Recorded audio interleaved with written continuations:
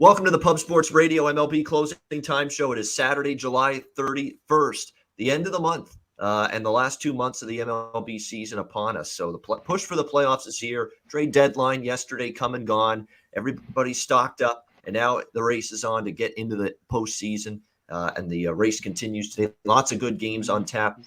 And as always, we'll break down the entire card right here, the MLB Closing Time Show. Conor Mac with me as always, and Sharpe, our weekend guest, with us as well on this Saturday card. So you know what that means. You're going to get a lot of strikeout props today on the show. Sharpe done a great job with those this season. So let's get to it. We've got just one game, I believe, this afternoon, and everything else is tonight, if I'm not mistaken. Actually, no, we got a few afternoon games. But the first one is Kansas City and the Kansas City Royals, Toronto Blue Jays. We've got Alek Manoah making his return from a incident where he slipped and he fell. It wasn't even a throwing injury or anything. It was just a silly accident, just slipped and fell. And now he's back from that injury. He'll take on Mike Minor, the lefty for the Royals. We've got the Blue Jays here. Massive favorites in this game, minus 250 in that range in the total, 9.5 across the board. Manoah's been pretty damn good for the most part for this Jays team, 2.9 ERA this season overall. This will be his first time, of course. This is first time pitching in Toronto, first time being at Rogers Center as the Blue Jays make their triumphant return to Canada. Last night, beating the Royals in the series opener. Really, it was an electric atmosphere. I mean, they did it right. They had this big ceremony, big pomp and circumstance before the game, welcoming the Jays back home, their first game at Rogers Center in 2 years, 2019, September, the last time they played there. So it was a very emotional night. You see the managers weeping.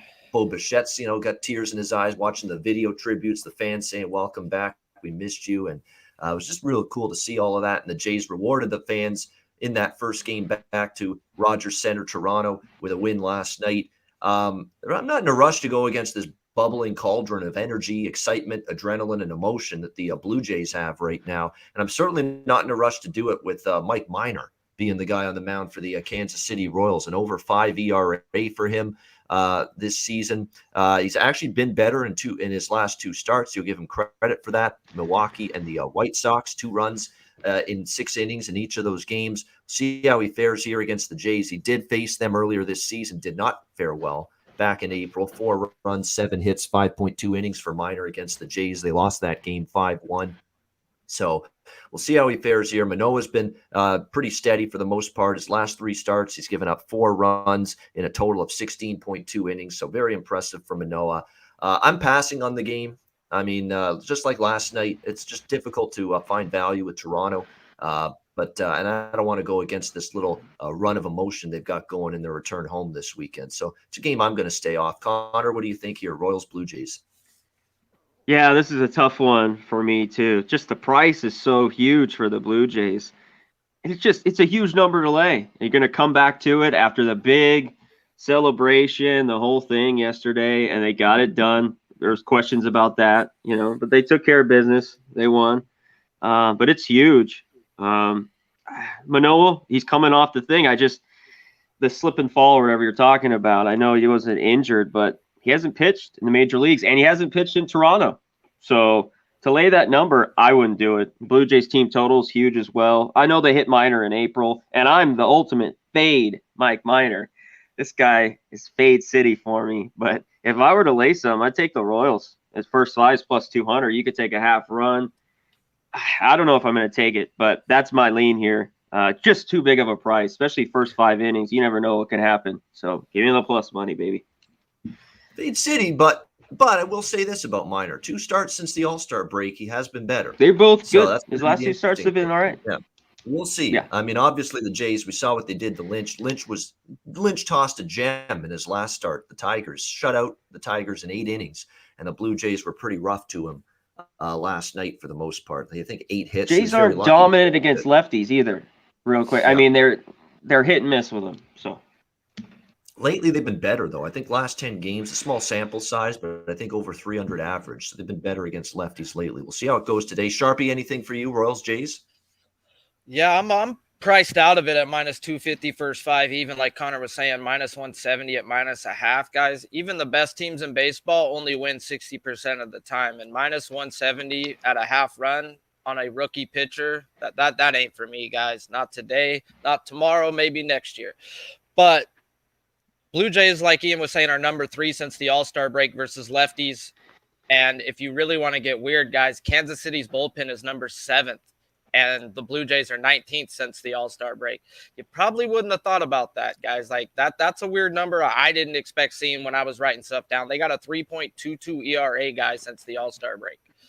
That's scares me off enough to not bet the Blue Jays full team total over, because I could see them getting to minor, and right now their bullpen's been good. So 3.5 is too big of a number for a Blue Jays team total first five for me. So I'm just going to stay off this game. It's priced me out. Yeah, nothing wrong with that. That's the way I feel. I want to back the Jays, but not at this price. And even the first 5 minus a half is not the price I want. So I'm going to stay off it. Oakland. Sorry, not Oakland. Yeah, that's actually sorry. Oakland Athletics, LA Angels. Next game on the slate here. We got Cole Irvin, the lefty for the A's. Jaime Barria for the Angels. We've got Oakland minus 140 road favorites, 10 the total in this game. I'd lean Oakland here. I mean, you're not getting as much of a bargain as you did yesterday, minus 140. I'm fade Barria all the way. I mean, this guy's just, in the rotation for various reasons, not really because of merit. He's not really a guy that does merit a spot in this rotation, but he's been thrown in there regardless. 6.23 ERA for him on the season for the Angels. Not someone I fully trust right now. It's just a question of, do you want to lay $1.40, a moderate price like this on the road? But I'm telling you, I said it with Connor and Jose on our show yesterday. I love, I love what Oakland did at the trade deadline in terms of shoring up this lineup, bringing in Josh Harrison, bringing in Yan Gomes, bringing in Starling Marte from the Miami Marlins. I love what Oakland did at the deadline. They are a go-with team. They are a bet-on team for me coming out of the deadline. And for the next little bit, it's either bet Oakland or leave it alone when they're playing right now for me. Don't know if I'll lay this price, but Oakland's the only way I would go here. Connor, what do you think here? A's, Angels. Yeah, this is an interesting one. It's one I'm off. Yeah, right away, I think you got to look to the A's. But the price is big. And Barry, I can't trust him. These Angels have seen Irwin. They've pounded him pretty good. And the total's up to 10.5. They expect runs in this game. So do I. I'm just off. The Angels, just that lineup is just – I know they've hit him well. They just – last night was bad. But you got to think after scoring 0, can they put some up? But it was hard to watch him last night. It's a game I'm just off. Irvin's just a little bit high. I guess if you really like the A's, you can take first 5, half a run, stuff like that, bring down the price a little bit if you want to here. But it's a game I'm going to stay away from. I lean the A's. Yeah, the Angels' bats are ice cold. I understand the over because Yeah. they've hit Irvin in the past, but right now, I mean, what can you say? Shut out in back-to-back games against Oakland and Montas and Bassett. Look, Montas has been up and down all year. Bassett's been good, but still, they get shut out by both of them. Those aren't, Cy Young contenders or anything like that. So the Angels definitely got problems at the plate right now. Sharpie, did you get involved here? A's and Angels? I live in California, guys, if you guys haven't noticed that, because I always talk about Really? the Doyers. But it's really fucking humid out here, guys, today, like 60-70% humidity all throughout California. And you've got 10-mile-per-hour winds in this game, 9-mile-per-hour winds blowing out. It's going to be like 90 degrees, 60-70 humidity. That means the ball's probably going out, guys. Like, it just is what it is. That's how it goes out here in California. But I'm off of 10 this in the game. hook? What? No hookers. I just said 10 in the hook. I mean, I think it's blown out too, but If I took anybody's side, I'd have to go Angels. Oakland team total over. Oakland has the number 3 bullpen since the All-Star break.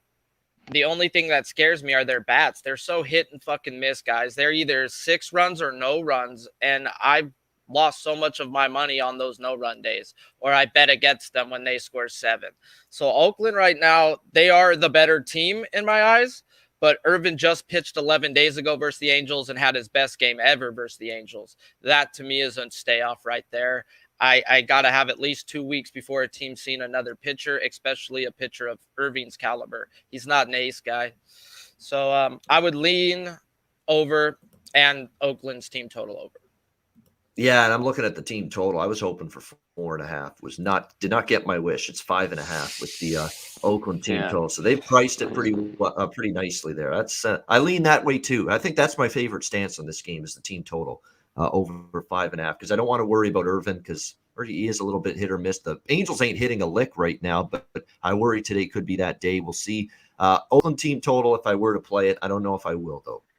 At 5.5. Next up, we've got another game in Cali, Houston and San Francisco. We move on up north to the Bay Area. For this one, we've got Zach Greinke, Alex Wood. Greinke, don't lose that fastball for the Astros. Wood for the Giants. Giants here, -115 to -120. Home favorites in this one. The total currently 8.5 across the board. I'd lean Giants here. Like the Giants are not a team in these price ranges that I'm looking to fade. I mean, this is still a small enough price for the Giants, and we've got to put some respect on them. We don't have to put as much respect anymore on Kevin Gossman. I know there was someone that used that theory yesterday in our chat during yesterday's show that his wife had problems with their pregnancy or something. So, well, you can throw that theory out the window because that was taken care of days ago when he had that bad start, and he had another bad start last night against the Houston Astros. So now, no, this is not anything personal with Kevin Gossman. This is just he's had 2 bad starts in a row and hasn't pitched well. That's the issue. So very interesting to see. Is Gossman move? Is he reverting back into maybe fade territory again? We'll have to wait and see. But not a good outing for him last night. Astros win 9-6. Greinke on the mound here for the Houston Astros in this game. We'll see how he goes. It's been better in his last 3 starts. Does have a very, very good 2.25 ERA and 7-2 on the road and 9 starts for the Astros with Greinke on the mound. On the other side, you got Alex Wood, who is back to Wood is good again. 2.60 ERA in his last 3 starts. He had a little rough patch there, but look at these last 5 starts for him. 2 runs, 1 run, 3 runs, 1 run. So it's been back on the beam again for Alex Wood. Giants are 4-1 in his last 5 starts. And then you've got, of course, the Astros, 7-2 on the road with Greinke on the mound. So 2 very good track records. Tough, but probably not a game I'm betting. But I'll throw out a lean to San Francisco just because, even money at home for this team that apparently odds makers, betting markets still don't really buy into this team. I don't see why they don't. I mean, they just got Chris Bryant, so their lineup's even better. Good chance he makes his Giants debut probably in this game today. So, there's a lot to like with the Giants. I'm a believer. I'm a believer in the San Francisco Giants. Not going to bet it, but I lean Giants in this game just because of where the price is. Conor Mac, what do you think here, Astros Giants? Yeah, tough one for me too. I wish I jumped on the Astros last night. I wouldn't be on the Giants here. I'd be back on the Astros with Greinke on the road. Wood has been good, but I think the Astros can hit him. This game, the wind's blowing out, but it more twirls, in San Francisco. I looked at the first 5 under 4.5 a little bit in this game. They jumped out early and scored some runs yesterday. I like the over. Went to 7.5 to 8 right before game time. So I stayed off, but it still went way over. Greinke's been good on the road. Like I said, I'd lean the Astros, and I kind of lean the first 5 under 4.5 here a little bit. He's done very well in this ballpark, too. That's another thing that kept me off the Giants as well today. 6-0, 1.19 ERA. 1.19 ERA lifetime for Zach Greinke here in San Fran. So that's pretty good. Sharpie, what do you like here? Man, shout out to the chat. Over 100 in here live, guys. Smash that fucking like button. We appreciate it. It helps a lot. Hit the share, all that good shit, guys. Without you, we ain't here every day. So let's fucking go. I love the Astros first 5 here, guys. Greinke on the road. Shout out to Platinum Paul a couple weeks ago. Gave me that stat. Greinke on the road's got a 2 ERA, guys, and a 5 ERA at home. And he's going back to a park he knows very, very well. Like Ian said, this guy was a Dodger for 6 years of his career, guys, and owned these Giants. There's a lot of these Giants still on that same team with 24 at bats, like 2 or 3, and they have no good averages versus him, guys. You're going to give me plus money on a team that's batting 12th versus lefties since the All-Star break, and the Giants are batting 25th versus righties since the All-Star break. The Giants have the way better pin, so I want first 5 at the plus money spot. Give me Astros first 5. He has not Yeah. given. He made 2 previous starts in San Francisco. They were a long time ago. With Arizona, both of them as a member of Arizona for Greinke. 2017, 2019, 15 innings, no earned runs. That's pretty good. The Giants are in this batting ballpark. 227 versus righty since the All-Star break. That's not good. No. That's I mean, they're at home, but those numbers are bad, like you said. I mean, the only guy is Yaz. He's 4 for 6, but all the other guys, Posey, Crawford, they've had a ton of at bats. Yeah, haven't hit much of a lick. Keep in mind, there's not just betting interest for my compadres here, Conor and Sharpe, with the Astros. There's fan interest as well. Beat these Giants. I hate the Astros too, though. I know. Yeah, I know. You get to pick your poison. Do you want the division, or do you just hate the Astros that much? You'd still root. Give me the Astros in the World Series again. Yeah, exactly. We don't know if Bryant's playing. He's had enough time to get there. It's a 4:05 p.m. Eastern, but we don't know. I mean, the lineups haven't been confirmed yet, so we'll have to wait and see. Baltimore and Detroit. We've got John Means, Matt Manning, the pitching matchup here. Even money, both sides, -110, 9.5 the total in this game.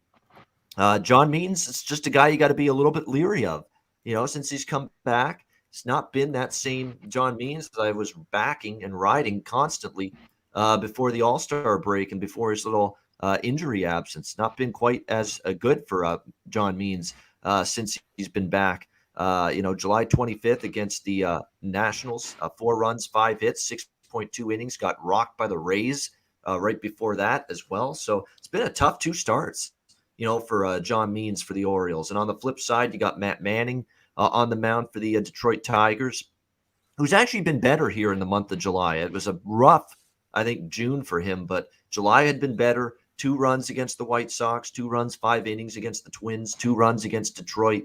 Faced Detroit again last time. It was a little bit rougher for him, 4 runs, 5 hits. I'm still not completely sold on Manning here for the Tigers. Means, you look at him, he's been obviously not quite the same, and he hasn't been as sharp these last 2 starts, and it's definitely a concern. Could there be the spin rate situation affecting him a little bit as well? Something you want to keep an eye on here. So this is a game I don't have a strong feel on either way, a side or total. I lean slightly to the Tigers and Manning here. They do have a good home record. They played pretty competitive baseball, and I've been on Detroit quite a bit the last couple weeks, sometimes to the betterment of my mental health, but nevertheless, I've been on them the last couple of weeks a bunch. I would lean to that direction today. The total is 9.5. It's actually 9 in some spots. If I might sneak an over bet in there at 9 because of the fact that you've got Means in kind of shaky form right now, and you've got both lineups capable. Both bullpens are shaky as well. Let's keep that in mind. So you could get those runs late as well. So with the total being where it is in this game, 9, I might make a case for a small bet toward the over, although keep in mind there is a slight wind blowing in tonight at Comerica Park. Conor Mac, what do you think here, Baltimore, Detroit? Yeah, this is just bum fight for me. They talked about the winds blowing in. I think you can finally see an over here. Means just until he starts getting it, maybe it's his injury, maybe he was big with the spider tack early, and then it just flowing with him. I'd be a little bit on the Tigers. I know Manning's nothing great here. That's why I lean towards the over. The wind blowing in does scare me. The last few days there have been unders, but I don't trust either bullpen. So in the end, I lean over. Both team totals are 4.5, and they're around -115. So I'd rather go with the full game over here. I'd be with the Tigers, maybe first 5 a little bit, and I'd lean the full game over. Yeah, welcome to life as a Mets fan, our boy Dom Ricci in the chat. Nothing like being at the Mets game last night. We're going nuts. We're excited for Carlos Carrasco's return, and then crowd in a frenzy, and then a first pitch gone. Home run Reds last night. Just a typical Mets experience. Always let down, always disappointed. Hey, but look, your first place, Dom, it's not all bad. You're probably going to win that division. You're probably going to be in the playoffs.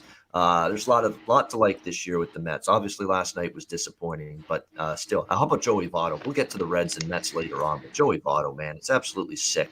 I mean, I got to start up in the dollar amounts on that home run prop of his. I mean, I've kept it the same, and I'm like, what am I doing? I can't be betting his home run props the same amount as the rest right now with what he's doing.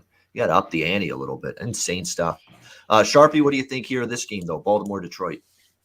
I love the spot I'm on right here, guys. I'm on the Tigers over 2.5 team total first 5. It's at plus 110. I know you guys were talking about the over full game, but if you guys break down their bullpen since the All-Star break, they're the number 8th and 10th. I wouldn't think that thinking of these two teams, but that's where they're at, guys. Yeah, They I don't got give a ERAs. shit.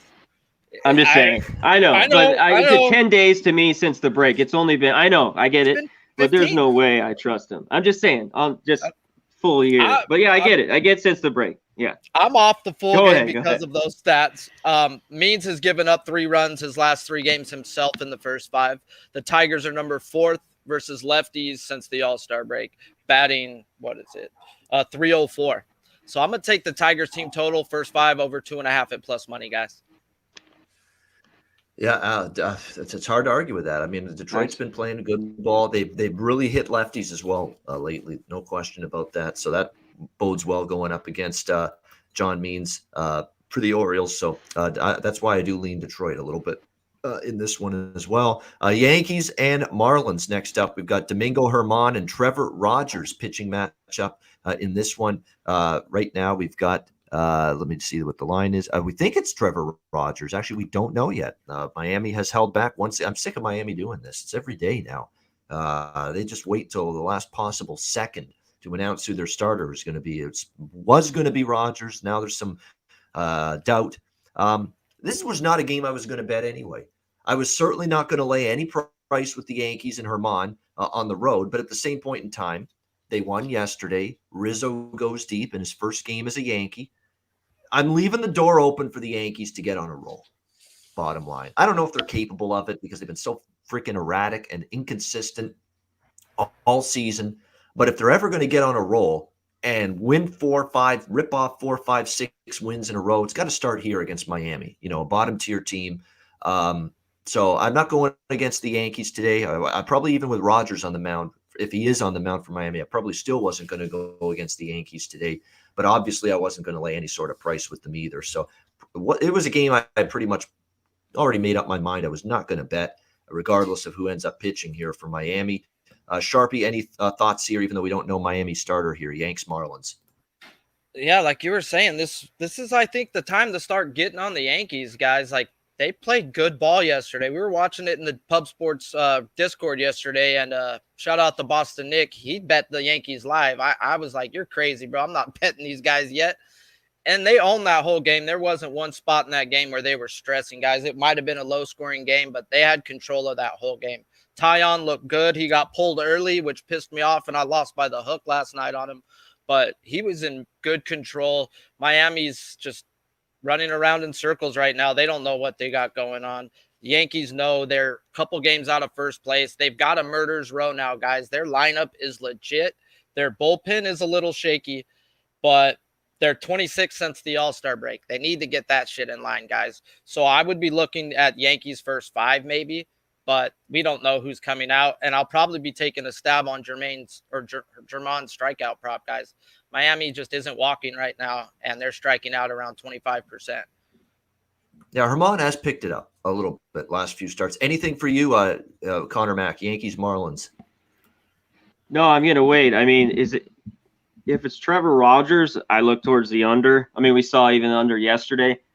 This Miami lineup is horrible. Sierra, Rojas, Chisholm, Aguilar, Anderson. I mean, those guys are okay, but that's AAA type lineup. They couldn't score until the 9th. I'd only be on the Yankees. I'm sure there'll be a price, but if Rogers pitching, I'd still be on under. I know they hit lefties a little better than righties, the Yankees, but they're just an under team till they get going for me. Yeah, I mean, definitely that has been – Marlins have definitely had a rough go of it, no question. Boston Red Sox, Tampa Bay Rays, huge series, first place battle. And, boy, Tampa Bay closing the gap on the first place Red Sox with a big 7-3 win last night in the series opener. Tonight at the Trop, Nate Eovaldi for the Red Sox, Ryan Yarbrough for the Rays. We've got pretty much even money here in this one between the Red Sox and Rays. Actually, the Rays now minus 115. Home favorites, 8.5 the total in this game. I favor the Red Sox a little bit here in Yarbrough. Bounce back. Now, I know now they have lost 2 in a row now, this Red Sox team, and bombed in both games. The last game against the Jays and then last night. They lose 7-3. So is there a little bit of a downturn? It's actually 3 losses now in a row for this Red Sox, or 3 of their last 4, I should say, they've lost. So do we get concerned? I don't know, but they got Eovaldi on the mound. One of their better pitchers, 3.49 ERA. He's been good in his last 2 starts, both against the Yankees. 3 runs allowed in his last 12.2 innings of work. He faced the Rays earlier this season, dominated them back in April. 1 run in 7 innings. Good start for Eovaldi in that one. Had 7 strikeouts as well against the Rays in that 9-2 win back in April. The only time Eovaldi's faced the Rays this season. I think it's definitely a good bounce back type situation. I don't fully trust Yarbrough, bottom line. It's been up and down. What do you get from him here at home at the Trop? He's been a little bit shaky at times. He's been shaky on the road at times too, but remember he had a rough start when he faced Baltimore. Last time he pitched here at the Trop, July 19th, 6 runs, 5.2 innings. He was much better last start against Cleveland. Cleveland won that game 3-2, but Yarbrough pitched a pretty good game, 1 run in 7 innings. So which Yarbrough are you going to get? The Rays haven't been winning with him consistently, though. They're just 2-4 in his last 6 starts. And against the Red Sox, Yarbrough and the Rays 1-3 in Yarbrough's last 4 starts against the Red Sox. And he faced them April 7th, and he was head-to-head with Eovaldi in that game on April 7th, and he was on the losing end of that 9-2 game that Boston won. He gave up 9 runs in 5 innings against the Red Sox. So I like Boston here as a small dog. First 5 in full game. I think they bounce back. It's a big game for Boston, right? Now lost 2 in a row. They lost the first game of the series. Tampa's breathing down their neck. I think they've got the better starter on the mound. I'm looking toward Boston here. First 5 full game split. Conor Mac, what do you think? Red Sox, Rays? Yeah, the Red Sox couldn't get it done yesterday. I thought they could. Just a bunch of zeros late. This is the better game. I mean, for them. I'm going right back to it. I think them plus 105 is good money. You mentioned the start in April. Started June 22nd at home wasn't great either for Yarbrough. 2 innings, 5 runs off the Red Sox. And the Red Sox, you mentioned Eovaldi's been good against the Rays. Some of these numbers are pretty gaudy here for the Red Sox. Bogart's 10 for 25, Vasquez 8 for 21, JD Martinez 11 for 19. Vasquez has 3 homers, Martinez 2 homers, Devers. These guys hit him. I like the team total as well. That's plus 115. Same as yesterday. It bit me in the ass. I'm going right back to the freaking well. Give me the team total over 4.5. You can go full game here with the Red Sox too. I just think you getting, instead of plus 105, I think they get runs off Yarbrough. So give me the plus 115. Yeah, again, we have these 2 pitchers basically against each other head to head from earlier this season in April in Boston. 9-2 Red Sox. It was Eovaldi versus Yarbrough, the exact same matchup in that game. So, and it was Boston getting the job done. So, definitely you have evidence and data that points to, Eovaldi's done well against the Rays this year, and Yarbrough struggled. And you mentioned those numbers. You aren't kidding, Conor Mac. I'm looking at them now. Pretty gaudy. 11 for 19, JD Martinez, 8 for 21, Vasquez, 5 for 16 for Devers and a home run against Yarbrough. There's a lot of damage that's been done here by many of these Boston Red Sox hitters against Ryan Yarbrough. Look, even Verdugo is 3 for 5 with a home run. That bum last night, God, striking out every time there's runners on. All right, not enough. Good. He's gonna rake today. So no worries. Yeah, very possible. That's sometimes the way it goes. You have a really bad night and then you bounce back. By the way, Yarbrough's home ERA 5.40, not good. Home ERA here at Tropicana for Ryan Yarbrough. Sharpe, what do you like here? Man, we got 162 live in the chat, but we only got 50 likes, guys. Let's get that thing up to 100 so I can melt my face like Michael Jackson on the second surgery. But Yarbrough, to me, he's a guy I like to play on when he's coming in as an after the opener, guys. Him as a starter, he has a really bad ERA. He's done really well coming in the second and third inning when he doesn't start facing the top of a lineup. I'm on the first 5 over 4.5, guys. Like they read out all those stats versus Yarbrough. The Rays are number 6 right now since the All-Star break versus righties. So I'm thinking they can get to Eovaldi too. I think they can get 2 runs off of Eovaldi and 3 runs the other way. That gives me my 5. I lean the Rays full game, though. I know they're on the Red Sox full game, but we have the number 1 bullpen in the Rays, guys. They have a sub-2 ERA since the All-Star break, and the Red Sox got a 3.94. I mean, if it like yesterday, it got into the 6th, 7th, and they threw up zeros, guys. This bullpen in the Rays is legit. Legit. They got rid of their closer, and they're not sweating a tear, guys. They produce pitchers like none other over there, guys. They are going to pump them in and out. So if the Rays got a lead, that might be a live betting spot. Or if it's a tie game, go with the better bullpen. Yeah, that's why I'm splitting it up. I like Red Sox first 5 and full game, but that's exactly why I'm splitting up, because I definitely want part of that bet on the first 5, knowing how good that Rays bullpen can be. A 6.79, by the way, is the lifetime ERA for Yarborough against Boston. So keep that in mind. I'm sort of talking myself into the over a little bit too. 8.5. 8.5 is pretty low. Boston can hit. I think they will hit today in the Rays against Eovaldi's good, but right now you mentioned it. They are hitting righties well. I could make a case over 8.5. 8.5 is a light total these days when you're talking midsummer baseball. Seattle and Texas now. We've got Tyler Anderson, it looks like, to make his Mariners debut, picking him up from the Pittsburgh Pirates. And then we've got Tyler versus Taylor Hearn on the mound for the Texas Rangers. Seattle minus 135, road favorites, 8.5 the total.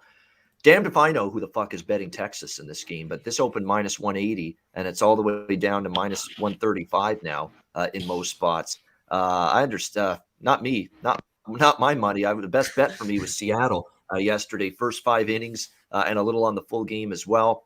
I'm probably going to go back to that same thing today. First 5 and full game on Seattle. Seattle's got to sweep this series. If you're serious about being a playoff team, you got to beat down this dead as a doornail, lethargic, downtrodden Texas Rangers outfit, as far as I'm concerned. So I definitely think Seattle's set up well. You like Tyler Anderson, obviously, he's had his ups, he's had his downs this season, but he's fired up. You always want to put your best foot forward first start for a brand new team. And look, it's not like Texas is hitting right now, especially against lefties. They've struggled for years. They've struggled against lefty pitching. So Seattle, for me, if it ain't broke, don't fix it. Come right back to the well. A perfectly reasonable price for Seattle here in the minus 135 range, and I'll split it up first 5 and full game, just like I did last night. Conor Mac, what do you think here? Seattle, Texas. Yeah, this one's tough. I mean, the Mariners yesterday were such the pick. I think they are here again. I lean them for sure. I couldn't back Hearn in this Rangers offense. No way. No how. That's about it. I wouldn't mess with the total. This is a game I don't love. I'd only back the Mariners. They, like you said, Ian, they got to win these games. If they want any shot, they can't dick around here. They got to get W's. Take a look at a few guys. J.B. Crawford's 4 for 6 with a homer. I might look at him total bases and home run tonight. Yeah, I mean, you can't screw around. 31 below 500. That's the record for Texas. I mean, you take care of business. TCOB if you're Seattle here. Sharpie, what do you think?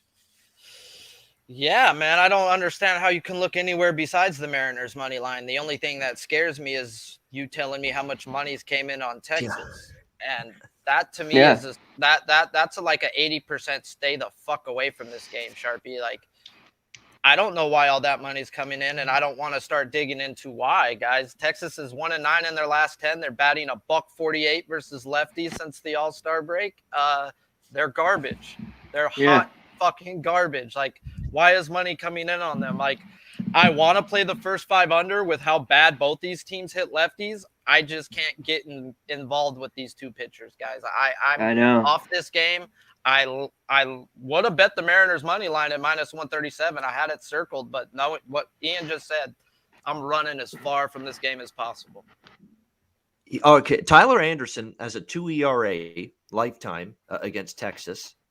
And on the flip side, Taylor Hearn for the Texas Rangers has a 9 ERA in his career against Seattle.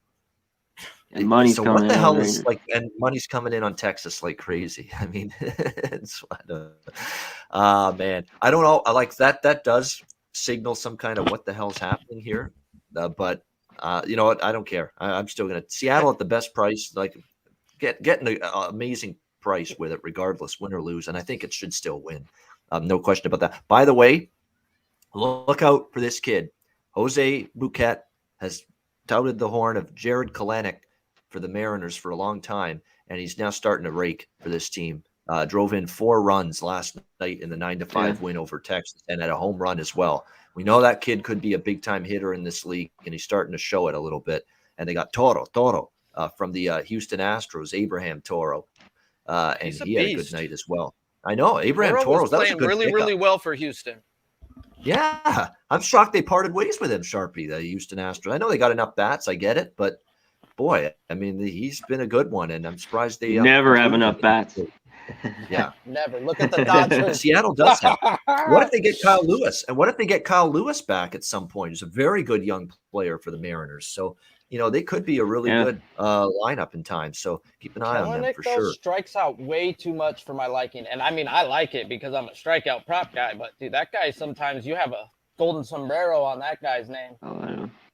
Yeah, exactly. He can sometimes be impatient. Sometimes he's got to learn how to work counts, take some pitches, adjust to what the pitcher is doing. Just don't swing at everything you see. Have a game plan. That's always what I hear broadcasters say. Have a game plan when you come to the plate as a hitter against a particular pitcher. I think that's where Kalenic needs to work on some things a little bit. Cubs and Nats, Hendricks and Ross, the pitching matchup here in this one, or it was going to be Ross. Washington now is backtracked, and we're not sure who's going to be on the mound for them. That's okay, though. I wasn't going to really bet this game anyway. I'm not at all interested in backing the Cubs. Not at all. Kind of like yesterday. Washington's probably the lesser of two evils, although I can't say I'm running to bet Washington either right now, with both of these teams basically sellers at yesterday's trade deadline, and sellers in a big way. Like Washington parted ways with a bunch of guys, and the Cubs parted ways with even more than that at the deadline. So I don't want to back either of these teams. I'd be shocked if I bet this game anyway, regardless of who's announced as the starting pitcher for Washington. Conor Mac, anything at all, Cubs, Nats?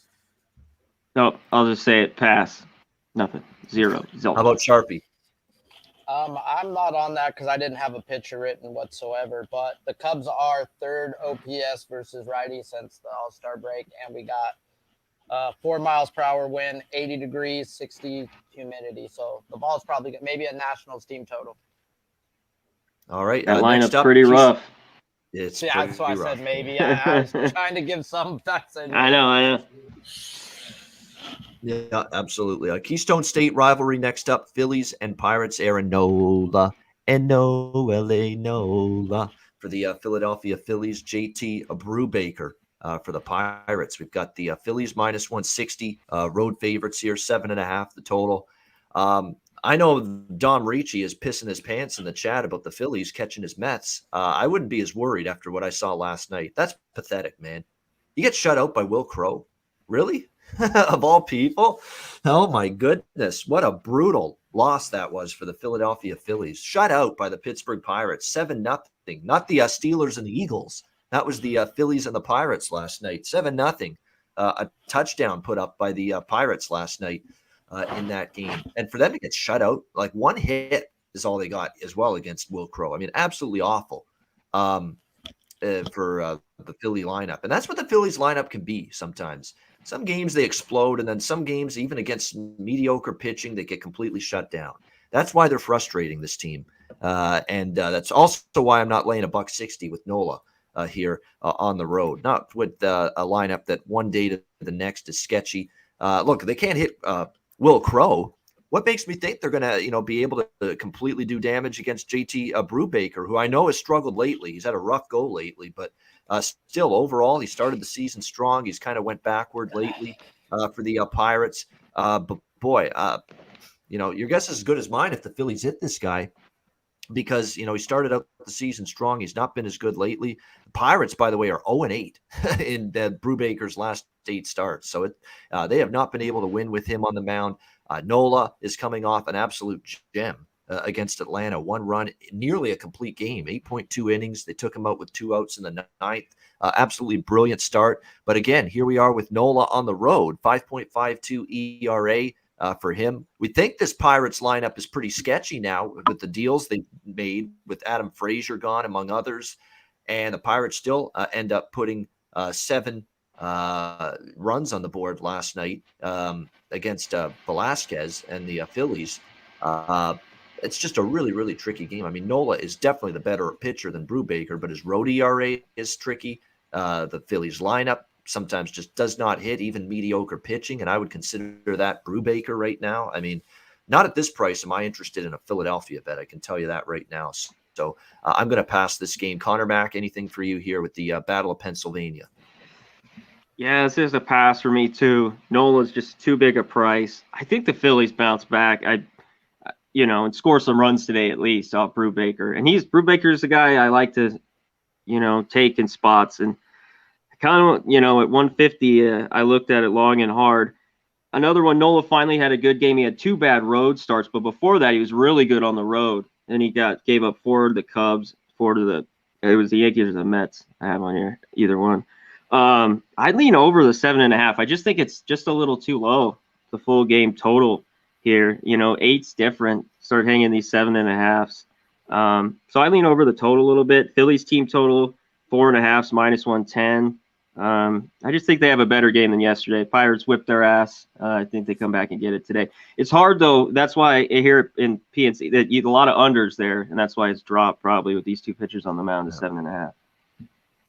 Yeah, that's probably a part of it. 7.5. It's tough. That's a tough. I mean, 7.5. I would be tempted with over the total, but not sure after what I saw from the Phillies last night. I mean, just an awesome performance, top to bottom, collectively at the plate last night in that game, no question. Sharpe, anything for you here? Phillies Pirates. Yeah, we got 188 live and 73 likes. Shout out to the damn chat. Oh yeah.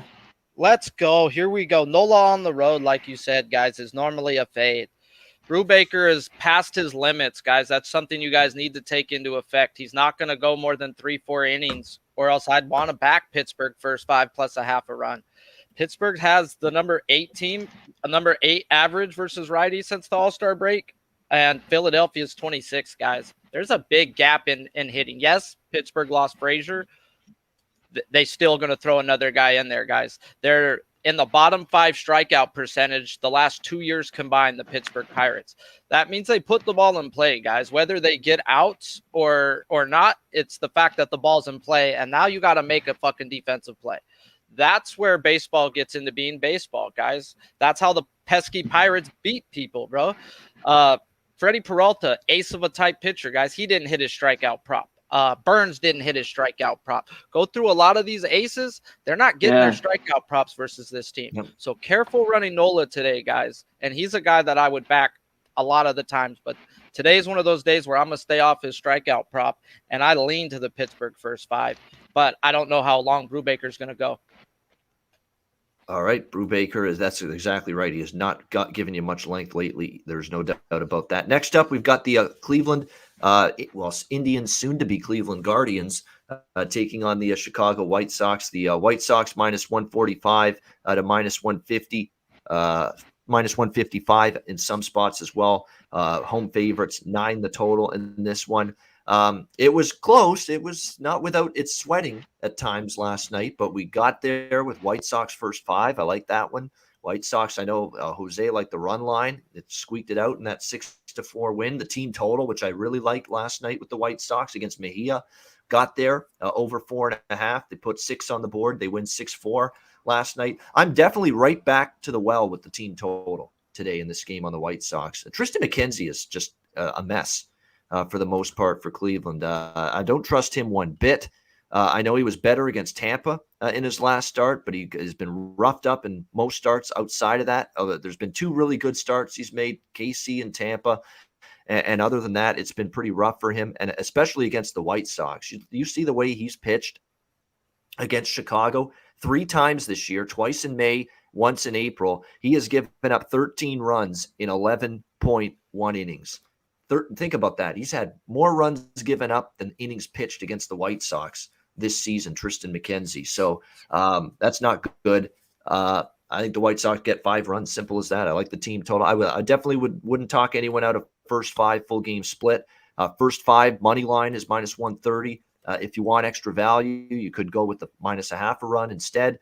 The full game money line is reasonable, -145, considering the White Sox are much better than Cleveland, and they play their best at home, where they're 36-17 this season. And look, Dallas Keuchel has been better recently, for the White Sox. You look at his last 3 starts, 1 run allowed to Baltimore, 2 runs allowed to Minnesota, 4 runs against the Royals, but reasonably better numbers for Dallas Keuchel going into this start for the White Sox. So I lean White Sox again, first 5 full game split, but the bet I like the most is the team total, just like yesterday, 4.5 minus 120 with the team total over for the White Sox here. Conor Mac, what do you think here? Cleveland, Chicago. Yeah, McKenzie's on the mound. His last start against the Rays, he gave up 2 earned, because I talk about all the time. He seems like he gives up 5 or nothing, 6 or nothing, 5 or nothing. He has these good starts all of a sudden in between. The last 3 starts, though, in the beginning of the year, he was walking 4 or 5 guys every game. His last 3 starts, he's only walked 1 each start. It's difficult here. They're on the road. I don't trust them. I'd only be with the White Sox. I can't, but Keuchel's a guy I've never been able to figure out. He's on, then he's off. I lean over a little bit. I think you're on it with the team total. Instead of taking the White Sox minus 155, take their team total, take out the pitchers. They score 5 runs here and get it at minus 125, 130. All right. Yeah, the team total to me is the best because you're right. Keuchel did get roughed up a little bit earlier this season by Cleveland. That's always the thing in the back of your mind. So that's why I like the team total. I can just focus on hopefully the White Sox doing what I expect them to do, and that's score 5 runs against McKenzie, who's, again, just been roughed up repeatedly by the White Sox. The 3 starts he faced them earlier this year. Sharpie, what do you think of this one? Yeah, I'm reading in the chat right now. I guess there's some heat going on in that game between these two, to where a gas station just wrote that they're not going to allow people to pitch inside today, that they're going to have a quick trigger. So obviously, you didn't see. I didn't watch that. Tony La Russa, oh yeah, Abreu got he acted like a jerk last night. The catcher was just going in there to see how he was doing there. He wasn't trying to start anything, and he gets right in the catcher's face. I think he's getting senile in his old age. Senile. Did you see that run out there to the old man run? I didn't hear it, but that to me sounds like a team who was struggling, and that was a spot to get the team to get jacked up. Yeah, they were batting under 200 going into yesterday's game. It was a get right spot going versus Mejia, and I was on their team total yesterday. Ian makes perfect freaking sense with the team total again today, guys. McKenzie, he read off all his numbers. Cleveland's got the 23rd bullpen since the All-Star break, and they just gave up their closer, so you could make that take a few more spots off of that. White Sox, though, are funny, guys. If you look at their ERA from the All-Star break, it's going to say they're the 22 worst. But if you go to their back 3, especially now that they added Kimbrel, they have the best 7, 8, 9 in baseball now. This is old school Royals baseball, guys. If Keuchel can get it to the 6th, take the freaking White Sox run line, guys. If you really like Keuchel and he can, I don't trust Keuchel myself, so I like the team total better. But if you're a Keuchel fan and if he brings the lead to the 6, you will win by 2. That will happen with this White Sox bullpen. Yeah, they did upgrade that bullpen, which has been disappointing, to be honest with you. There's been a lot of guys. Bummer's pitched like a bum. He's lived up to his name. There's a bunch of guys in that bullpen that haven't pitched as well this year Kopech for the White Hendricks, Sox. Though. Yeah, ooh, that's a good Kopech, tandem. Hendricks, and now Kimbrel. Yeah.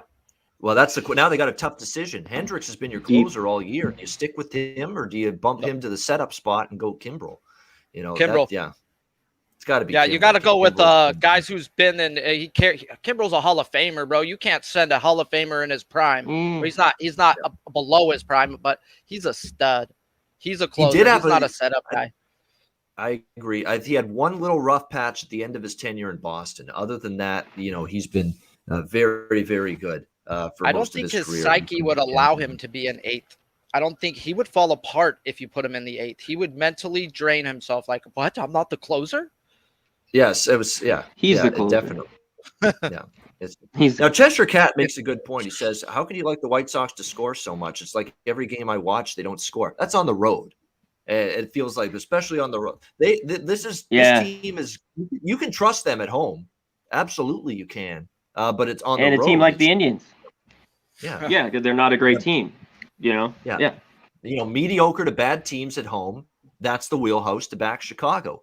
On the road, I don't want Chicago. especially against good teams on the road. I don't want Chicago, and I'm still like looking at them, especially on the road at playoff time, as a fade team. They're gonna have to win their home games because I'm not going to trust them to win on the road against good teams at playoff time. And their record, you look at the most of their wins. If you actually look at all of the White Sox schedule this year, most of the wins are Detroit, Minnesota, Cleveland. They've won a couple of games against the Angels. They have really struggled against the better teams. It's something that really bothers me, and it's why I'm pushing back against them being a legit World Series contender or AL contender. I don't think they're as good as Boston. I don't think they're as good as Tampa Bay. I don't even think they're as good as Houston. Or, I think and Oakland beat them last year. So if they face Oakland again, in the playoffs at some point, they're not even a sure thing to win that series. So they got to show me that they can win big games away from home and against good teams. That's still a question I have. All right, Cincinnati Reds, New York Mets. We've got the Mets here minus 120, home favorites, 9 the total in this game. It was 8.5. It's been bet up to 9. So lots of over money here. Wade Miley and Dick Mountain, Rich Hill, the pitching matchup in this one. It looks like the wind conditions are having a little bit of something to do with this. We do have a little bit of a wind blowing out to right field at Citi Field tonight, 79 degrees Fahrenheit. Wade Miley, though, overall for the Reds pitched well. I'm definitely not laying any price with Rich Hill in this game against Miley, who's been very good. The Reds won the first game of this series last night. 1.93 ERA, last 3 starts for Miley, 2.82 ERA on the road this season. 12-6 record for the Reds when he starts. Rich Hill on the mound for the Mets, who made his Mets debut 6 days ago against the Blue Jays. Mets won that game 5-4, but he only got 5 innings out of Rich Hill. He gave up 3 runs. He gave up 5 hits. It's not like it was a great start for him by any stretch of the imagination. Reds lately, we know how potent that lineup's been. They've won 4 in a row, 7-8, 7-6. Much of that damage done by the one and only incomparable Joey Votto, who has now hit home runs in 7 straight games. Incredible stuff. Last 10 games against lefties, the Reds are hitting 305 as a team, 5.12 runs per game against lefties in their last 10. So this is Cincinnati for me, first 5 in a full game split. Sorry, Dom, in our chat, our resident Mets fan. But I'd only look toward the Reds side in this one. And obviously, the best bet I like in this game is just Joey Votto to smash another home run. Absolutely. That's what I'm looking at. How do you not go back to that well? And you're still getting plus 275, plus 350 in some cases. You're still getting that price with Joey Votto to hit a home run in this game. It's just you ride it right now. He's looking to tie Ken Griffey Jr. and I can't forget the other guy, but there's 2 guys he's looking to tie for the most games consecutively with a home run, which is 8. 8 is the record. He would tie that record today if he hits another home run. So I lean Cincy a little bit here. First 5 full games split. The over is taking money, and I think some of that is wind related. The Reds are smashing both bullpens. The Reds bullpen's still a little leaky, so I can understand the move in the total a little bit as well. I would lean with that over movement. What do you think here, Conor Mac? Reds and Mets. Yeah, this is a difficult game for me. 2 pitchers I do like to back at times, especially Miley. He just pitched against the Mets July 20th. He gave up 1 earned there, so I'm a little leery of it. I know the wind's blowing out, but like I said, I like unders at Citi Field. I lean a little under in this game between these 2. And yeah, if I had to be on anything, it'd be Miley a little bit in the Reds in this game. We'll see. Baez will be in the lineup today for the Mets. Maybe they come out and smash. But it's a game I'm leaning. I'm not going to play it. Yeah, it is. Definitely, I would expect Javi Baez to be there for the Mets today. We'll see how it goes. Wade Miley has just had a terrific season. We'll see if he can keep it going today. So I like the Reds, though, first 5 full split. And definitely the Votto home run's the one I like even more than that. Sharpie, what do you think here? Man, I'm thinking we are 15 likes away from 100. Let's get there. 211 live. Yeah, hit that like button. Let's go, guys. Hit that like. Let's go. We're going to get to that hundo, and I'm going to do smashing it like the BBW time. But this is where I smash my head up against yours, guys, and we go against the other way. I'm going to go with Dom. I like the Mets here, guys. Not that I like Hill one freaking bit. I like the Mets team total over. and I like the first 5 over. We go into the Cincinnati Reds. Since the All-Star break, they got a 6.40 ERA, 29th in the league bullpen, guys. Like, no, thank you. And the Mets, since the All-Star break, they are 5th batting .303 versus lefties, and that includes that one great game from Miley. So other than that, they have been eating lefties, guys. Eating. They took freaking Mueller to the woodshed. They took Smiley to the woodshed. Fried did good, but still lost. Okay, and this is just the last 7 days, the Mets versus lefties. Miley to me is a fade. Hill to me is a fade. They're both top 10 right now versus lefties. So that's why I'm on the first 5 over 4.5. I'm also on the Mets team total over. Shout out, though, to the cupcake master himself. He brought up that Votto thing, too. 8 out of 9 games, guys. 8 out of his last 9 games, he's got a home run. You've got to play Votto. Votto is 1-10 versus Hill, too. We brought this up last night in the Discord. That's Hill before Spider Tack, guys. Throw those freaking records out the window. Hill's been walking 4 or 5 guys in his games that he has done good. That ain't good, guys. He's getting lucky. That's a big difference between good and lucky. You are 1 hit away from a 3-run bomb. So I'm on the first 5 over right there, guys.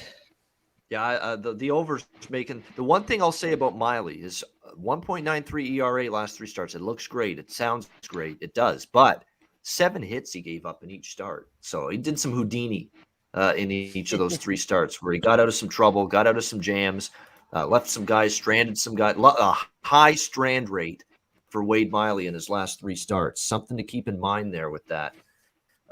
He's kept the runs down, making that ERA look good for Wade Miley in his last 3 starts, but lots of Houdini, stranded base runners, leaving 2 guys on, leaving, bases loaded were left once in that last game too against the Cubs. So definitely something to keep in mind. Miley's been walking a little bit more of a fine line lately. There's been opportunities for him to get absolutely smashed and give up a crooked number, but hasn't happened. Keeping that ERA anchored at a pretty good numbers, but you can see signs of him laboring a bit more the last 3 times he's been on the mound. All right, Minnesota and St. Louis here. Bailey Ober on the mound for the Twins. Jake Woodford for the Cardinals. St. Louis, though, minus 155 is what we're looking at here. Actually, it's come down quite a bit. Was minus 155, now minus 125. Wow, lots of Minnesota money here. 8.5 the total. I don't hate it. I mean, I certainly can argue against John Woodford and the Cardinals being the price they were initially, minus 145 to minus 150. I sure as hell wouldn't be laying that price with the Cardinals, not one bit, even though they won 5-1 last night in the opener. Not with Woodford on the mound, who's just a fringe arm, in my opinion, overall. The problem is you got Bailey Ober on the other side, and don't really think he's a bet-on pitcher whatsoever. He gave up 4 runs to the Tigers in 3.1 innings, 4 runs to the White Sox in 5 innings. Was a little bit better in his last start, 2 runs, 3 hits, 5.1 innings against the Angels, but that's not saying a whole lot. It's basically going from bad to mediocre, not necessarily bad to good. Could make a case here for the St. Louis now with the price being what it is, but kind of like yesterday, I'm just not in a rush to bet the Twins at all right now after trading Barrios, trading Cruz, trading a bunch of their key guys. I'm not in a rush to bet St. Louis. They're in that no man's land right now where they're not really out of the playoffs, but they're not really in the race anymore either. So just a game I'm going to stay away from completely. Conor Mac, what about you here, Minnesota and St. Louis? It's kind of like yesterday. I don't know, but I'd be on the Cardinals here. There's just, I know, like right around minus 123. I'll take that over Ober and the Twins on the road. Just no way I want him. Ober's over. Woodford's been all right, and he can go 5 innings. He went 5 2/3 against the Cubs, 5 against the Reds, 3 here and there, 1 against the Cubs. If he can do that here, I think it's good. Cardinals got to score 5 or 6 to win. So to me, it's just plain and simple. Cardinals here minus 123. Yeah, I mean now the price is better, much more digestible if you like St. Louis. Sharpie, what do you think here? I'm with Connor on this one. It's either Cardinals or no go for me. I can't put my money on Minnesota, and I can't put my money on Woodford. But I do like the over 4.5 at plus money, guys. We got a shitty bullpen, and we got Ober and out, So team total, Bailey team over. that's hitting. Bailey over. Yeah. Bailey over. So I That's like what the he team is. total 4.5. All right, team total over 4.5. St. Louis for Sharpe in this one. All right, Milwaukee, Atlanta, Brandon Woodruff, Kyle Muller, the pitching matchup here. Brewers minus 135, minus 140 road favorites. The total currently in this one at looks like 9, shaded to the under in this one. Brandon Woodruff definitely been the ace of this Brewers rotation. He's had an incredible season. 2.14 ERA for him overall going into this start. It's been absolutely terrific. Woodruff, 15 quality starts and opposing hitters, 170 against him, and 1.94 ERA in his career against Atlanta. So not only has he had an outstanding season, the 170 average against him, but he's also dominated Atlanta when he's faced them. And the Brewers are still the better ball club. So there's no way I would go anywhere but Milwaukee in this game. That being said, I do kind of like what Atlanta did at the deadline and bringing in the guys they did, including Soler. And Muller has a 2.55 ERA. He's been pretty good since he's joined this rotation here for the Atlanta Braves. So we'll see if he can keep that going today in this game. I'm off the game, but I'm not looking to go against Woodruff or the Brewers. I would only look in their direction here. I just think, with Muller, he's been good enough that I don't want to go against him, but I still think all things considered, where the price is right now with Woodruff's form, not only this season with the way he's pitched, but he's also done well against Atlanta in the past. It would be only Brewers for me in this game. Conor Mac, what do you think here, Milwaukee, Atlanta? Yeah, I'm leery here. Yesterday, I liked the under. I didn't take the game and went over. Tons of runs here. The wind's blowing out in Atlanta. But Woodruff, you talked about these stats is kind of conflicting. He's pitched great. Muller's pitched great. They got all these righties, Duvall, Soler, like you talked about. But I'd only be under. I know it's blowing out 9 here. I just don't know if I want the full game, the Brewers bullpen at 9, or the first 5 under 4.5 here in this one. I'd lean Brewers with Woodruff. The Braves offense can sometimes not be well, and that's what I'm hoping today. So I lean under here. Yeah, these are two pitchers that have pitched well, but there's no way I'm betting an under with these two teams at the moment because Milwaukee's gone over in 3 straight. They're 9-7, 12, and 9 runs scored in their last 4 games. And then you got Atlanta's been an over machine at home all year. And in this ballpark, we've talked about it before, Truist Field here in Atlanta. They've just been an outstanding over machine, this Atlanta Braves team on their home field. Let me see if I can actually find the numbers here, but I know at home they've been 30-19 to the over at home this season, the Atlanta Braves. That's a pretty good statistic there. 30 overs, 19 unders for the Atlanta Braves here in this ballpark this season. Now, Sharpe, what do you like here, Brewers and Braves?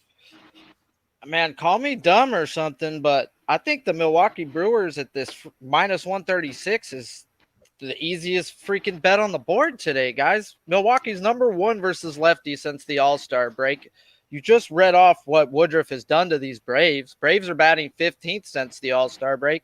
We have a top 5 bullpen in Milwaukee, a top 6 bullpen in the Brewers right now. It's just, I see clear-cut advantages all the way through, and they're giving us a minus 136. I had this line more at a minus 170. So I'm going to smash this today, guys. I love the Brewers at this money line. All right, liking the Brew Crew it is a reasonable price. I mean, we're talking about 62 and 42 and a below 500 Atlanta team, on the other sides. So I can see, and believe it or not, the Brewers are killing it on the road. You know what the Brewers' road record is? You talk about all these teams that are great at home and that suck on the road. The Brewers are that one team that's been amazing on the road. They're 33-18 this season on the road. The Milwaukee Brewers. So they've got one of the best road records in major leagues. 103 likes, fellas. Let's fucking go. Keep it going. Cheers. Yeah, absolutely. Thank you to everyone for hitting that like button. And thanks for everyone melt the face off. Tuning in. Thanks to everyone, I should say, for tuning in. 210 live viewers on a Saturday morning, now Saturday afternoon on the East Coast. So we thank you for that. It's stretch time, 7th inning stretch now on this edition of the MLB Closing Time Show. Dodgers, we got the West Coast action coming up. So now we're going to get to the chat and thank everyone and shout out everybody in the chat as we always do at this time of the show. Jason Falk, Cheshire Cat, Gas Station Sushi, Leroy Flood, Nate Dogg, Matt Paulins, Brian Watson, Crystal Warren, Dom Ricci, of course, legend Dom Ricci, John Roy, Joey Harb, Not Applicable, Real Deal Prime, Abel Alvarez, Robin Hoodlum. Awesome stuff. Thank you to everyone for joining us. Carlos Luders as well. Puzzler, Billy Pilgrim. Impressive stuff. Ross Pitts. Thank you to everyone. Melvin Betances, Nathan Cerna, Luke Murphy. Thanks to everyone in the chat. Robert Cherry, the real DJ X214, Raymond Reddington, Sean Thompson. Good stuff. I believe we've gotten to everybody. Yes, we have. Thank you to Nate Dogg. Thank you to everyone for joining us here on the MLB Closing Time Show. Let's go to the last couple games, both West Coast games. LA Dodgers, Arizona Diamondbacks in the desert. We've got, it looks like nobody on the mound yet for the Dodgers. They haven't announced it yet. Merrill Kelly for the Arizona Diamondbacks. We've got the Dodgers. They were going to be in that minus 170 range as road favorites. The total 9.5. Again, we'll have to wait and see who is going to be on the mound for them. But the Diamondbacks rising up and stunning the Dodgers last night with an extra inning victory, 6-5. Dodgers came back and then they end up losing in extra innings last night. We've got Merrill Kelly on the mound, who has been better lately for the Arizona Diamondbacks. There's no question. He's pitched really well, really going all the way back to the middle of June. He's turned it around. 1-0-3-2-1-4-2. And the Diamondbacks are an impressive, like, this is a team that just doesn't win many ball games, yet they are 6-1 in Merrill Kelly's last 7 starts. So they have found ways to win with him on the mound here. So I ain't looking to lay a price with the Dodgers. I don't care who's on the mound. Kelly's been good, better lately. He's faced the Dodgers twice this year, and he gave up 4 runs in 12.1 innings in those 2 starts against the Dodgers. So that's pretty good, all things considered. 4 runs in 12.1 innings pitched against the Dodgers this season for Merrill Kelly. 15 strikeouts against the Dodgers in those 2 games as well. So tough game, I think. I mean, unfortunately for the Dodgers, you think they got to do away with this Arizona team. They're trying to catch San Francisco. It's not going to be easy, especially the way Kelly's pitching right now. So I won't be betting the game, but I won't be laying the price with the Dodgers, whoever's on the mound. I can tell you that. Connor, what do you think? Dodgers, D-backs? Yeah, you mentioned it. Kelly's been good against the Dodgers, both in LA, 3-1. We'll see who the Dodgers are going to pitch. Maybe a little bit like yesterday, under early, over late in this game. I'll wait to see the pitcher, but we'll see with Kelly. He's been pretty good with his Ks too. Both games, his last 2 starts though, were against the Cubs, and then before that, the Dodgers, July 11th, went 5 1/3. So maybe under early and then runs late here. Yeah, that could be a good way to go. Sharpie, Dodgers in Arizona. What do you think? Hey, shout out to Dre Day for the dono, bro. Good looking out. Everything helps. The likes, the shares, the donos. It all helps, guys. So do what you can. We appreciate it all. We are on this Dodgers, Arizona. Gosh dang it, guys. I'm a live better, guys. I love the live bet. We hang out in that Pub Sports Discord, and we try to cap, and we get some advantages here, guys. Can you tell me, guys, who has the better bullpen, Arizona or the Dodgers, the last 15 days? Arizona. They're number 4 in the fucking league, guys. Are you kidding me? Better. They've been better. Yeah, really better, guys. And the Dodgers bullpen has been shit. Crap. That's the nicest word I can come up for, guys. That's the nicest word I can come up for. They're pulling pitchers in the 3rd, 4th inning, having to go 6, and then they don't even know. They don't even know who's pitching today? Are you kidding me? Like you can't get a pitcher to go 6 innings. That's the problem. You hit it. When you have to go 3 or 4 and the pen's got to go every day. Yeah. Yep. But that's coming off of a Buehler start where he went 7 or 8. And I was watching the game and they're like, oh, the Dodgers bullpen's rested. They're ready to go. They're going to bring him in early. No, you don't bring him in early. We have 3 more months left, guys. Like, calm down. Sorry, that was a little rant. That was some Dodgers blood. All right. We love rants. We live for rants. But what I'm saying there, guys, is this is an Arizona spot or pass. Until the Dodgers can turn it around. Yes, the Dodgers got a great lineup. Yes, Seager's back. Yes, they're this and that. The numbers say Arizona right now, and the money's sitting there on the Dodgers. So I can't bet Dodgers right now. It's either Arizona or pass. That's pretty much the consensus, I think, for all of us here. Under or Arizona is probably the way we're all swerving toward right now in this one. All right, final game of this Saturday card. Just like yesterday, I believe our final game we broke down was Colorado and San Diego. Once again, it's that way tonight. German Marquez for the Rockies and Yu Darvish for the Padres. San Diego minus 190, home favorite, 7 the total. A lot of interesting articles written by scribes of the Rockies following the deadline saying Marquez is pissed off that he wasn't traded. Trevor Story was pissed off he wasn't traded. So very, very fascinating that actually neither one of those guys got dealt. I don't know what the Rockies are doing. You're supposed to be rebuilding. You have assets. Trade them and get things back. It's very, very simple, but I'm shocked that nothing happened with those two guys. So as a result, Marquez is back here with the Rockies and making this start post-deadline for them against the Padres. And he's been very good this season. We've talked about this, 3.54 ERA. It's been a solid year for him overall. You could say the last couple starts, not quite as crisp. 4 runs against the Mariners in 6 innings, 4 runs in 6.1 innings against the Angels. In his last start, Rockies didn't win either one. So you do have to keep that in mind.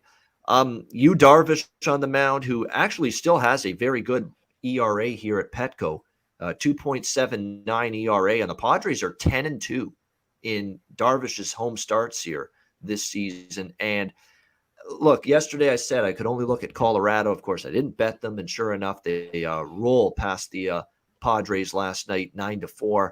And I'm tempted by Marquez and the Rockies here, but we were talking about this game specifically, the three of us off the air before the show started. Padres seem to bounce back after they lose at home, the very next game at home. And Darvish does have that 10-2 home record at home. Keep in mind, though, Fernando Tatis Jr. injured last night. And boy, I thought it was a severe injury when I first saw it live. I thought, whoa, this could be trouble. This could be something really, really bad for Fernando Tatis Jr. But right now, they're just saying day-to-day. He escaped anything long-term, but doubtful to be in the lineup tonight with that partially dislocated left shoulder, the diagnosis for Fernando Tatis Jr. last night. So that definitely hurts. Of course, you're talking about your best overall player, arguably your best hitter as well. So that definitely will hurt the Padres. So I have a lukewarm first 5 lean, full game lean, probably more first 5 toward Colorado, much like I did yesterday, but I probably won't be pulling the trigger. I just lean in that direction. And because I lean in that direction and because I probably won't bet it, then it's probably a good win for Colorado tonight. It would shock me. Just like last night, I leaned that direction and they got it done and I didn't bet it. Conor Mac, what do you think here, Colorado, San Diego? Yeah, it's just, I know the Padres have been good at home, especially off a loss. Oh, shout out, don't ask, don't tell. F the Dodgers and all things Cali, except for Sharpe and Nelson. Wow. Oh, but thanks. Yeah, for sure. Thanks for the 10 bones, brother. I'd be on Marquez in the Rockies. I know his last start, he settled down. We talked about Sharpe brought it up, Maxwell Smart. Marquez, he's got to get through the first couple innings, especially the first. Usually he gets through there, and he did it against the Angels, and that game stayed under that we were on in that one last week. Darvish has got a problem. I don't know if it's the sticky stuff or what, but he's given up 4 Philly, 6 to Washington, 2 to Atlanta, and 4 to Miami. And one of those was at home against Washington. I just think it's too big of a price here. I'd only be on the Rockies. You could take a half a run. It's probably plus 115 or something like that here if you want to be a little safe. And I know it's 7. I think it's just too low, the total. Here a tad bit. There's good numbers off both pitchers, both these lineups. McMahon, who had a home run last night, has solid numbers, 5 for 15 with a homer off Darvish. Trevor Story, decent numbers. And then the Padres have all right numbers against Marquez. Hosmer, 7 for 22. Machado, 6 for 17. So I think this one could be a sneaky over and lean Rockies here. Another dono, don't ask, don't tell. Joining Dre Day and the donations. Thank you very much. We appreciate that very much. Glad everyone's with us enjoying the show. Like I say, we're one of the few, if we are probably the only one out there every Saturday, every Sunday during this baseball season, running down every single game. I can tell you that nobody, every single game, like the way we do it, not many others doing it this way. So we appreciate it very much. By the way, Padres fans, going to be holding their breath today because he will be reevaluated. He's going to go through x-rays today, Fernando Tatis Jr. on that shoulder. And then we're going to find out the exact timeline in terms of how long he'll be out. So this is a, say a few prayers kind of day for the San Diego Padres, because obviously this team gets impacted significantly if this is a long-term absence for Fernando Tatis Jr. So we'll wait with bated breath on what the x-ray results show today for Fernando Tatis Jr. on that shoulder injury. Sharpie, what do you think here? Colorado, San Diego. I think Don't Ask, Don't Tell forgot to say the weed too, because that Cali weed, bro. Ooh, boy. And I hear you, Juan Ralsek. It's actually not 3, it's 4 in a row, but yeah. I've lost 4K props in a row, so it sucks ass. My bank account doesn't love me. And yeah, on to Cincinnati. But Darvish, Marquez, you guys want to know why you should tune into the MLB Closing Time show every day? Because you're going to get information that you ain't going to get anywhere else. And I just got some from that way. Ian, Marquez, I didn't know he was supposed to be traded, guys. And if you look at his past 2 games, it shows that he don't want to fucking play for these Rockies no more. He's giving up 4 runs a game. This isn't Marquez. This is a Marquez who doesn't want to play. I'm on the over first 5 full game, guys. Like, they got good numbers. They're already number 1 versus righties. Yes, Tatis is out, but he's going up against a pitcher who doesn't want to be there, guys. And if you don't want to be there, those guys on the Padres do. So give me the team total Padres over, full game over. I'm over on this one, guys. Yeah, right, Padres over, 3.5. Real quick is -150, and the Rockies tempting just 2.5 -130. Give me them. Team Like total. I could see me going hard on that game later on when I get to my bank.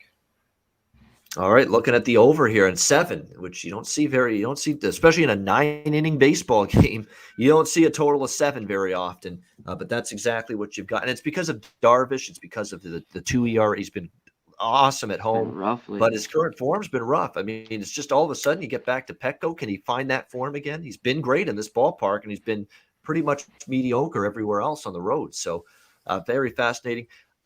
Tonight we'll find that out, especially. I mean, Marquez has struggled a little bit more the last 2 starts. Is it just him not pitching well, or is there just a disgust that he's still in Colorado? We'll have to wait. If he struggles again tonight, and then it's a sign that maybe he's really mailing things in and very upset, because I know he's not thrilled that he's still there. And Trevor Story especially, he was even more vocal that he's still a member of this Rockies team. So disappointing when you got guys that aren't happy to be there, and that's not exactly good for a clubhouse camaraderie. That's for sure. Something to keep an eye on for the Rockies moving forward. Great stuff, Conor and Sharpie. Awesome show. Great analysis of every game. Fun to break these games down, get everybody's thoughts, everyone's opinions, and those of you chipping in the chat with your opinions. We appreciate that as well. You guys giving your thoughts and what you like and what you don't like on this card as well. 223 live viewers. We appreciate it quite a bit. We will get to our best bets and Jack of the Day in just a second. But first, as we always do at this time of the show, it's sponsors time, Manscaped and Southtown 101.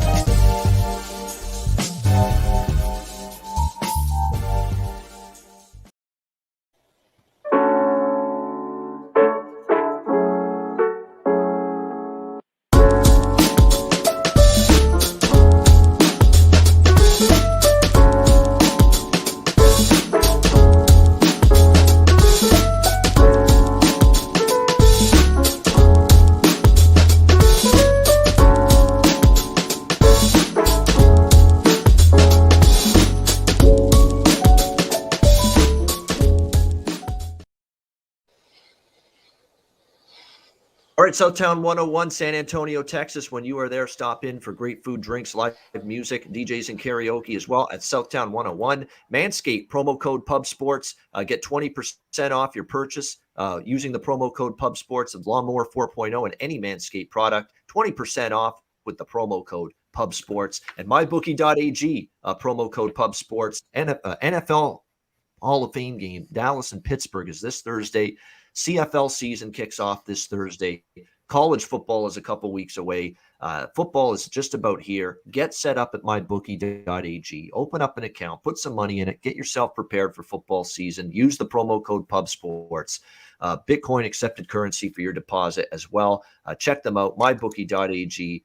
Promo code PubSports. All right, we will get to our best bets in just a second. But first, before that, it's time for Jack of the Day. Well, see you later. Today, Jack of the Day, you know where I'm starting. Joey Votto. It starts and pretty much ends there in terms of home run props today. How do you not? He's going for his 8th straight game with a home run. Absolutely going to be involved there. There's a couple in this Boston-Tampa game from a Red Sox standpoint that I like. I already like Boston in that game. Verdugo, 1 homer against Yarbrough. Martinez, 2 homers against Yarbrough. You can go Christian Vasquez, 3. Devers, I like. I mean, there's a bunch of Red Sox, just small bets. I'll sprinkle on a few of them against Ryan Yarbrough as a 5.4 ERA at Tropicana Field this season. Let's see what else. J.P. Crawford has a home run in 4 for 6 lifetime against Taylor Hearn of Texas. So J.P. Crawford for Seattle. I like that as a home run prop. Pete Alonso has a home run against Miley. You could go for that. You go on down the list. Tim Anderson's got a home run against Tristan McKenzie. That is definitely of interest to me. And let's see what else. That's about it. I'll stop there. That's enough home run props, and those are the ones I like the most anyway. Conor Mac, what do you think? Jack of the Day. Yeah, I'm going to look at JD Martinez, plus 360. I don't have a line on Vasquez, but he's got 3 homers off Yarborough, so I'll look for that. A big price, J.P. Crawford, plus 600. Maybe a Dodger or 2. Will Smith's plus 350, Turner's plus 450. And that's it. You could go maybe to Freddie Freeman or Jock Peterson are both plus 350 for the Braves. So Ron makes a good point. At some point, you got to start walking Joey Votto, and that has not happened yet. And I'm shocked. I'm shocked that nobody has decided, you know what, we're just going to put him on the Ohtani treatment. You know, when Ohtani was going through that crazy run, we're going to be a little bit more decisive then and walk him. There's Maxwell Smart. Jack of the Day usually means one pick. Yeah, Joey Votto's the one pick. Like, I've actually got more money today on Votto than the rest of my home run props. It's no brainer. That's my favorite of them all. Sharpie, any Jack of the Day? And if not, what's your best bet? Last week, we got to go back to that one real quick, guys. All 3 of us were on Perez. Well, not me, because I steal Maxwell Smart. I hit him up the night before for his freaking home run props because that guy be cashing good. So I might as well go to somebody who cashes. And last week, they all 3 were on Perez. Perez hit one, guys. This week, they're all 3 on Martinez. That means something to me, guys. When you got 3 guys who cap this shit for a living, and they're on the same guy, that means put some money on it, guys. Also, one that wasn't mentioned, a guy who's not hitting well, guys, Cody Bellinger. Look at him today. That's from the Cupcake Master himself. And best bet, here we go. I'm not doing a K-prop today, guys. Sometimes you just got to take a break from something that's not working for you. Milwaukee Brewers money line, minus 136, guys. I have my money on it, and I got to give it out to you as my best bet. I think they have the best pitcher in that game. They have the better bullpen, and they have the better bats. And at that price, it's a must play for me. All right, there we go. Milwaukee Brewers minus 135 in that range against Atlanta. Best bet for Sharpie. And as soon as he said it wasn't a K-prop, I kind of thought it would be Milwaukee because I remember you saying you really like that. Stuck out to you. Woodruff and the Brew Crew, minus 135 against Atlanta. Best bet for Sharpie for this Saturday card. Conor Mac, you're next up. Best bet. I like the Brewers. I only like a few today on this card as well. I'm just going to take the better team, and they're at home, and they got to win this game. There's a little bit of rain, but I think it'll be fine. Give me the Cardinals, minus 123. And if they don't win this shit, I'm not using them the rest of the year. Sons of bitches. Get it done. You know how many times I've said when I give out a bet and I say I really like it, and I say if they don't get it done today, I'm done with them, and then I'm like betting them again a week from now. Yeah, then a week I've later. Yeah. I've done it a million times. Yeah, I'm done with them. I'm done with them. and then I'm back on them like a week later or less than that. So yeah, that's always good to go through that. St. Louis, best bet for Conor Mac. My best bet is going to be Boston first 5, even money, -110 against Tampa. Eovaldi's better than Yarbrough, I think. I know Tampa's hit righties well lately, but Eovaldi's been good. Eovaldi shut down the Rays earlier this year. Yarbrough got bombed by the Red Sox earlier this year, and he has a 6 ERA lifetime against the Red Sox. Bounce back spot after getting drubbed 7-3 last night. I think a good start to the game. I'd rather have the first 5 with Boston than the full game because of that bullpen edge for the Rays. So let's go with Boston, -110, first 5 innings. Best bet for me here on this Saturday card. That'll wrap it up. Thanks to everyone in the chat for joining us. We appreciate it. We will be back with you tomorrow, Sunday, 11 a.m. Eastern, 8 a.m. Pacific, for another edition of the MLB Closing Time Show. Same cast of characters, Connor, myself, and Sharpie tomorrow on Sunday. Make sure you join us for that. We do have a UFC show tonight, guys. Yes. Come join us. Thank you. We do have an MMA. Bellator will be going on at the same time, so we'll cover a little bit of that too. So come join us for some of that We Be Pubbing content.